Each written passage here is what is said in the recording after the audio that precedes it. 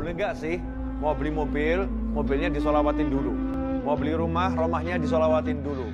Mau beli sesuatu, sesuatunya disolawatin dulu. Alias solawat untuk kenikmatan dunia, untuk memiliki harta duniawi.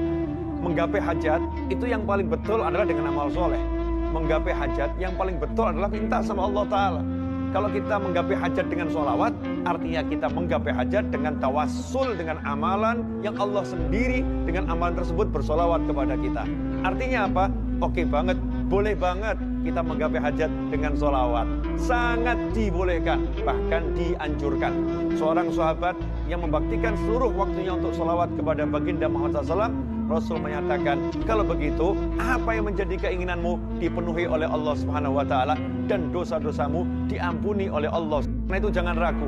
Selain niatkan untuk mendapatkan sholawatnya Allah, syafaat baginda Muhammad SAW, wujudkan hajat-hajat dunia Anda dan hajat-hajat akhirat Anda dengan banyak-banyak bersolawat kepada baginda Muhammad Sallallahu Alaihi Wasallam. Yuk kita bersolawat sebanyak mungkin. Indah insya Allah. Karena dengan satu solawat turun 10 rahmat. Kalau setiap muslim bersolawat sebanyak-banyaknya, maka rahmat akan turun ke alam dunia ini. Sehingga kedamaian, kenyamanan, kebahagiaan akan turun sebanyak mungkin kepada orang-orang yang bersolawat.